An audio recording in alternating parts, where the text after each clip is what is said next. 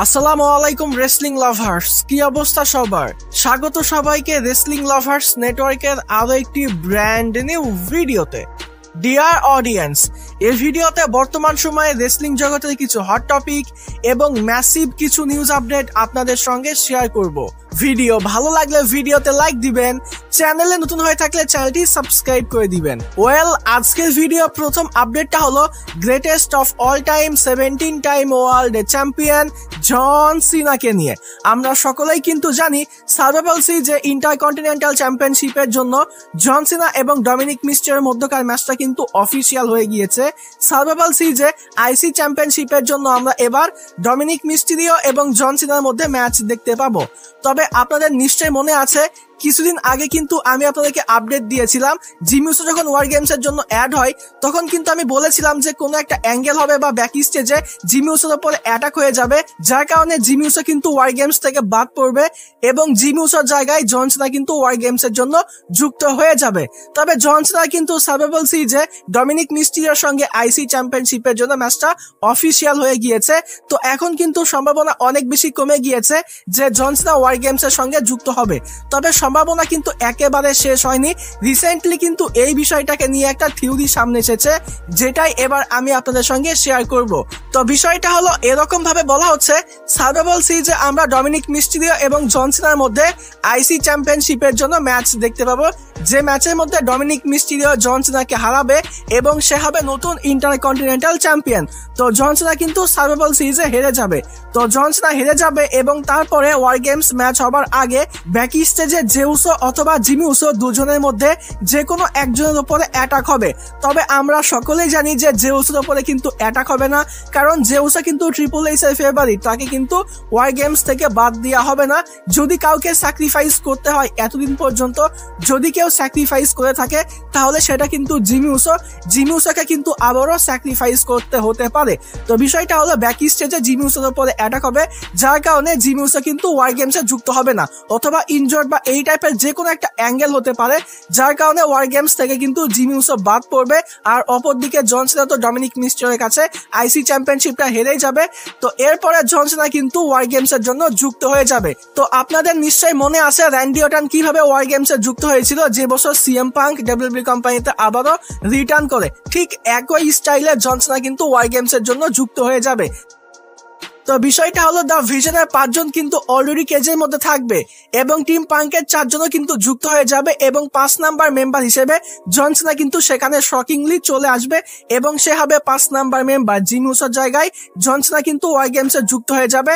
আর এভাবে করেই কিন্তু জন সিনা 2025 সালে সার্ভাইভাল সিরিজে ওয়ার গেমস ম্যাচের মধ্যে কম্পিট করবে। আমি জানি অনেকেরই এই আপডেটটা শোনার পরে খুব একটা বেশি বিশ্বাস হচ্ছে না।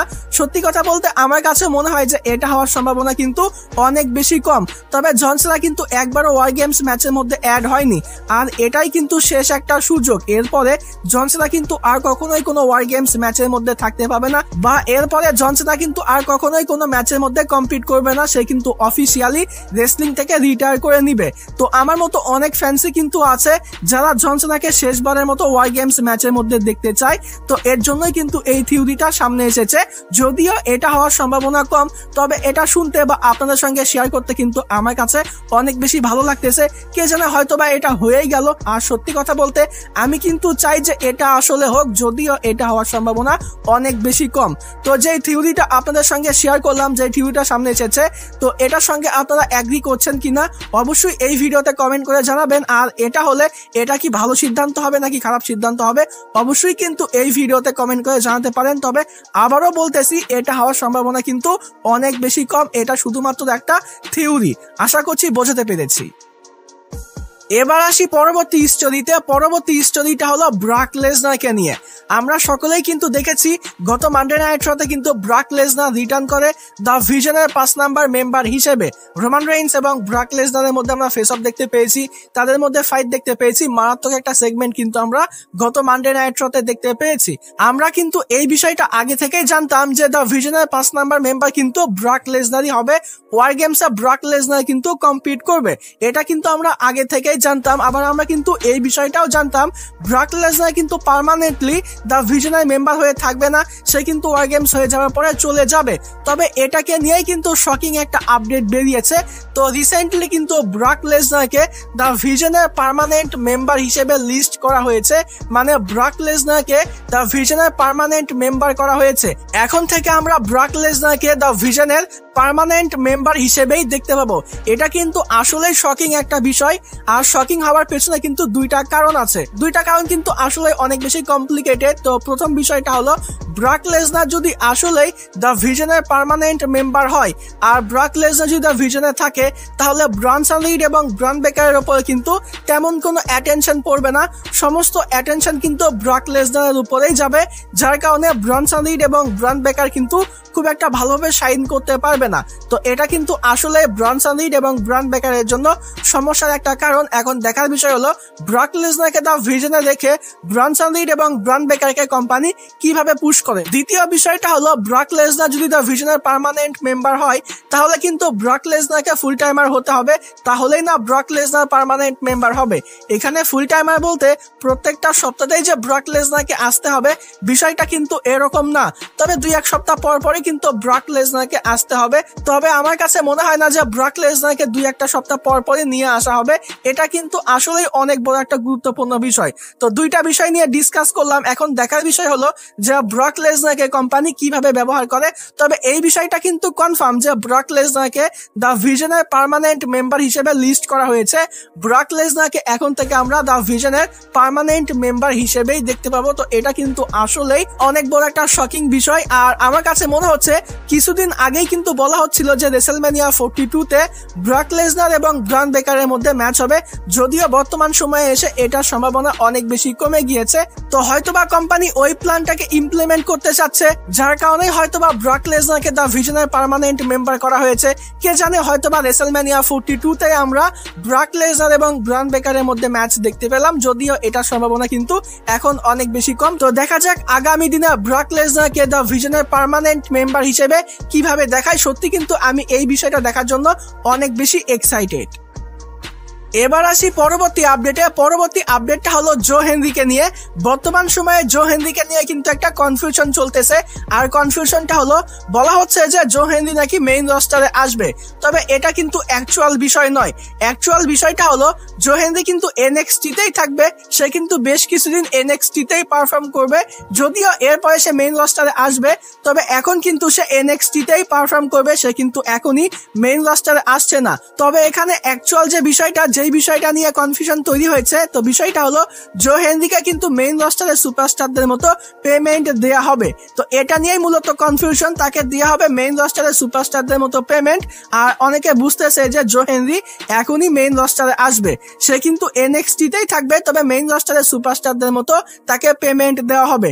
আর এখানে আরো একটা গুরুত্বপূর্ণ বিষয় হলো জো হেনরি কিন্তু এনএক্সটি তেই থাকবে, সে কিন্তু এনএক্সটি এর কন্ট্রাক্ট সাইন করেছে, তবে তাকে কিন্তু মেইন রস্টারের সুপারস্টারদের মতো পেমেন্ট দেওয়া হচ্ছে। তার মানে কোম্পানি কিন্তু এখন থেকে জো হেনরিকে মেইন রস্টারের সুপারস্টারদের মতো সেই ক্যাটাগরির সুপারস্টার মনে করতেছে। তো ফিউচারে গিয়ে কিন্তু জো হেনরি ডেফিনেটলি মেইন রস্টারে আসবে, এবং কোম্পানি কিন্তু তাকে একজন বড় সুপারস্টার হিসেবেই দেখতেছে, যার জন্য জো হেনরি এনএক্সটি এর কন্ট্রাক্ট সাইন করা সত্ত্বেও তাকে কিন্তু মেইন রস্টারের সুপারস্টারদের মতো পেমেন্ট দেয়া হচ্ছে। তো জো হেনরিকে নিয়ে যে কনফিউশনটা, আশা করছি এটা ক্লিয়ার হয়ে গেছে। এবার কথা বলি পরবর্তী স্টোরি নিয়ে। পরবর্তী স্টোরিটা হলো রোমান রেইন্সকে নিয়ে। রোমান রেইন্সকে নিয়ে কিন্তু সিরিয়াস একটা আপডেট পাওয়া গিয়েছে। তো বিষয়টা হলো আমরা সকলেই কিন্তু দেখেছি গত মানডে নাইট শোতে কিন্তু রোমান রেইন্স রিটার্ন করে এবং সে কিন্তু আর্ম স্লিপ পরে এসেছিল। তো এটা নিয়ে কিন্তু অনেক আলোচনা হচ্ছে, অনেকগুলো আপডেট পাওয়া গিয়েছে। এক একটা আপডেটে কিন্তু এক এক ধরনের কথা বলতেছে যে রোমান রেইন্সের সিরিয়াস একটা সমস্যা আছে। তবে আমি আপনাদেরকে শুরুতেই জানিয়ে রাখি, শুরুতেই অ্যাসিওর করতেছি রোমান রেইন্সের কিন্তু সিরিয়াস কোনো সমস্যা হয়নি, তবে তার একটা সমস্যা কিন্তু নিশ্চয়ই আছে। তো বিষয়টা হলো রোমান রেইন্সের যে লিউকেমিয়া আছে, এটা কিন্তু আমরা সকলেই জানি। যদিও রোমান রেইন্স লিউকেমিয়া থেকে রিকভার করে নিয়েছে, তবে এই লিউকেমিয়া কিন্তু এখনো পর্যন্ত রোমান রেইন্সের শরীরে রয়ে গিয়েছে, যার জন্য কিন্তু মাঝে মধ্যে রোমান রেইন্সের শরীরে অনেক বেশি ব্যথা করে, অনেক বেশি চুলকানি হয়। আপনারা মাঝে মধ্যে লক্ষ্য করবেন যে রোমান রেইন্স কিন্তু মাঝে মধ্যে অনেক বেশি ফুলে যায়, অনেক বেশি বাল্কি হয়, আবার মাঝে মধ্যে রোমান রেইন্স কিন্তু অনেক বেশি শুকনা মনে হয়। তো এটা কিন্তু মূলত এই লিউকেমিয়ার জন্যই। তো এটা কিন্তু সিরিয়াস কোনো বিষয় নয়। যদি এটা অ্যাকচুয়ালি সিরিয়াস কোনো সমস্যা হতো তাহলে কিন্তু রোমান রেইন্সকে রিটার্ন করানো হতো না, তাহলে তাকে কিন্তু ওয়ার গেমস ম্যাচের মধ্যে রাখা হতো না। ওয়ার গেমস ম্যাচ এটা কিন্তু আসলে অনেক বেশি একটা হার্ড ম্যাচ। তো এরকম একটা হার্ড ম্যাচে রোমান রেইন্সের যদি আসলে সিরিয়াস কোনো সমস্যা থাকতো তাহলে কিন্তু এই ম্যাচের মধ্যে রোমান রেইন্সকে নিয়ে আসা হতো না। রোমান রেইন্সের ডেফিনেটলি একটু সমস্যা আছে, তবে এটা কিন্তু সিরিয়াস কোনো ম্যাটার নয় যেমনটা আপডেটে বলা হচ্ছে। এবার আসি পরবর্তী আপডেটে। পরবর্তী আপডেটটা হলো রোমান রেইন্স এবং ব্রক লেসনারকে নিয়ে। রোমান রেইন্স এবং ব্রক লেসনারকে নিয়ে কিন্তু একটা গুড নিউজ আছে, আবার একটা ব্যাড নিউজ মতোও আছে। তো বিষয়টা বুঝিয়ে বলতেছি, তার আগে জানিয়ে রাখি আমাদের দ্বিতীয় চ্যানেলে কিন্তু আজকেই একটা ভিডিও আপলোড হয়েছে যেখানে Roman Reigns, Brock Lesnar, CM punk এবং কডি রুডস কোম্পানির 4 জন টপ সুপারস্টারকে নিয়ে কিন্তু মাল্টিপল আপডেট জানিয়ে দিয়েছি। অনেক গুরুত্বপূর্ণ আপডেট কিন্তু আমাদের দ্বিতীয় চ্যানেলের আজকে যে ভিডিও আপলোড হয়েছে সেখানে কিন্তু কভার করা আছে। আগামী সার্ভাইভাল সিরিজ থেকে শুরু করে রেসেলম্যানিয়া 43 পর্যন্ত কিন্তু অনেকগুলো আপডেট আছে, যে আপডেটগুলো কিন্তু আমাদের দ্বিতীয় চ্যানেলের আজকের ভিডিওতে কভার করা আছে। তাছাড়া জন সিনা সহ আরো অনেক গুরুত্বপূর্ণ নিউজ আপডেট কিন্তু আমাদের দ্বিতীয় চ্যানেলের আজকের ভিডিওতে কভার করা আছে। যারা আমাদের দ্বিতীয় চ্যানেলের ভিডিও দেখেননি অবশ্যই দেখে নিবেন। আমাদের দ্বিতীয় চ্যানেলেও কিন্তু রেগুলার ভিডিও আপলোড করা হয়। আর তাছাড়া আরো একটা বিষয় আমার বলতেই হয়, আপনারা যারা আমাদের দ্বিতীয় চ্যানেলের ভিডিও অলরেডি দেখেন তারা কিন্তু অবশ্যই জানেন যে আমাদের দ্বিতীয় চ্যানেলের ভিডিও কোয়ালিটি কিন্তু সবসময় বেস্ট হয়। আমাদের এই চ্যানেলের ভিডিওর কোয়ালিটি একটু খারাপ হলেও আমাদের দ্বিতীয় চ্যানেলের ভিডিওর কোয়ালিটি কিন্তু সবসময় বেস্ট হয়। সেখানে ভিডিও কোয়ালিটি প্লাস এডিটিং সবকিছু কিন্তু অনেক বেশি হায়ার লেভেলের থাকে। তো দ্বিতীয় চ্যানেলের ভিডিও দেখলে কিন্তু আপনারা অনেক বেশি মজা পাবেন। তো সকলের কাছে রিকোয়েস্ট থাকবে আপনারা আমাদের দ্বিতীয় চ্যানেলের ভিডিও দেখবেন, বিশেষ করে আজকের ভিডিও তো দেখবেনই, কারণ এখানে অনেক গুরুত্বপূর্ণ কিন্তু নিউজ আপডেট কভার করা আছে। আর আমাদের দ্বিতীয় চ্যানেলটা সাবস্ক্রাইব করা না থাকলে আমাদের দ্বিতীয় চ্যানেলটাও কিন্তু সাবস্ক্রাইব করে নিবেন। তো যাই হোক, এবার কথা বলি রোমান রেইন্স এবং ব্রক লেসনারকে নিয়ে। তো আগামী মানডে নাইট র এর জন্য রোমান রেইন্স এবং ব্রক লেসনারকে কিন্তু অফিসিয়াল করা হয়েছে। আমরা এ সপ্তাহের মানডে নাইট র এর মতো আগামী মানডে নাইট রতেও রোমান রেইন্স এবং ব্রক লেসনারকে দেখতে পাবো। তাদের মধ্যে একটা ফেস অফ হবে, আবার তাদের মধ্যে কিন্তু হাতাহাতিও হতে পারে, তাদের মধ্যে একটা ব্রলও হতে পারে। তো এটা তো অ্যাকচুয়ালি গুড নিউজ। তবে এখানে ব্যাড নিউজটা হলো আমরা কিন্তু এই সপ্তাহে মানডে নাইট রতে রোমান রেইন্সকে সব থেকে বেশি শক্তিশালী দেখতে পেয়েছি। রোমান রেইন্স কিন্তু ব্রক লেসনারকে একটা সুপারম্যান পাঞ্চ করে, যার কারণে ব্রক লেসনার কিন্তু আর দ্বিতীয়বার রিং এর মধ্যে আসেনি। তো রোমান রেইন্সকে কিন্তু শক্তিশালী দেখানো হয়েছে। তবে অ্যাকচুয়ালি আগামী মানডে নাইট রতে রোমান রেইন্স এবং ব্রক লেসনারের মধ্যে যদি হাতাহাতি হয় তাহলে সেখানে কিন্তু ডেফিনেটলি ব্রক লেসনার রোমান রেইন্সের উপরে ডমিনেট করবে। রোমান রেইন্স ডেফিনেটলি অনেক ডমিনেটিং একজন সুপারস্টার, সে ট্রাইবাল চিফ, অনেক শক্তিশালী একজন সুপারস্টার। তবে তার অপোনেন্টে কে আছে? ব্রক লেসনার, যাকে কিন্তু কখনোই হালকাতে নেওয়া যায় না। তো ব্রক লেসনার কিন্তু আগামী মানডে নাইট রতে ডেফিনেটলি বদলা নেওয়ার চেষ্টা করবে। তো আগামী মানডে নাইট রতে রোমান রেইন্সকে কিন্তু মার খেতে হতে পারে। তো এটা একটা ব্যাড নিউজ। তবে গুড নিউজ হলো আগামী মানডে নাইট রতে আমরা আবারও রোমান রেইন্স এবং ব্রক লেসনারকে দেখতে পাবো, যেটা কিন্তু অফিসিয়ালি কনফার্ম করা হয়েছে। তো এটা কিন্তু অ্যাকচুয়ালি অনেক বড় একটা গুড নিউজ। এবার আসি আজকের ভিডিওর সর্বশেষ আপডেটে। আজকের ভিডিওর সর্বশেষ আপডেটটা হলো আবারও জন সিনাকে নিয়ে। তো বিষয়টা হলো আগামী এনএক্সটি তে কিন্তু জন সিনা আসতে যাচ্ছে। আগামী এনএক্সটি তে আয়রন সার্ভাইভাল কম্পিটিশন বা এই কম্পিটিশনে কারা কারা থাকবে এই নামগুলো অ্যানাউন্স করার জন্য কিন্তু আগামী এনএক্সটি তে জন সিনা আসবে। এখন এখানে আপডেট কিন্তু দুইটা, হয়তোবা জন সিনা আগামী এনএক্সটি তে ম্যানুয়ালি অ্যাপিয়ারেন্স করতে পারে, আবার তার ভিডিও প্যাকেজও দেখানো হতে পারে। তবে তার অ্যাপিয়ারেন্স হওয়ার সম্ভাবনাও কিন্তু আছে। যদি আগামী এনএক্সটি তে জন সিনা ম্যানুয়ালি অ্যাপিয়ারেন্স করে তাহলে কিন্তু এটা বোনাস একটা ডেট, কারণ আমরা সকলেই জানি যে সার্ভাইভাল সিরিজ এবং স্যাটারডে নাইট মেইন ইভেন্ট এই দুইটা ডেটই কিন্তু জন সিনার হাতে আছে। এছাড়া কিন্তু জন সিনার হাতে আর কোনো ডেট নেই যেখানে জন সিনা আসতে পারে। তো আগামী এনএক্সটি তে জন সিনা যদি ম্যানুয়ালি অ্যাপিয়ারেন্স দেয় তাহলে এটা কিন্তু বোনাস একটা ডেট। আবার হয়তোবা এমনও হতে পারে যে জন সিনার একটা ভিডিও প্যাকেজ দেখানো হলো। তো দেখা যাক আগামী এনএক্সটি এর শো দেখলেই আমরা বুঝতে পারবো যে জন সিনা আগামী এনএক্সটি তে ম্যানুয়ালি অ্যাপিয়ারেন্স দিচ্ছে নাকি তার ভিডিও প্যাকেজ দেখানো হচ্ছে। তবে দুইটা হওয়ার সম্ভাবনাই কিন্তু আছে, 50-50 চান্স আছে। আশা করছি বোঝাতে পেরেছি। তো ডিয়ার অডিয়েন্স, এই ছিল আজকের ভিডিও। আশা করছি ভিডিওটি আপনাদের কাছে ভালো লেগেছে। ভিডিও ভালো লাগলে ভিডিওতে লাইক দিবেন, চ্যানেলে নতুন হয়ে থাকলে চ্যানেলটি সাবস্ক্রাইব করে দিবেন। আজকের মতো এখানেই বিদায় নিচ্ছি। যাবার আগে একটি কথাই বলতে চাই, যদি রেসলিং ভালোবাসো তাহলে আমরা সবাই এক টিম।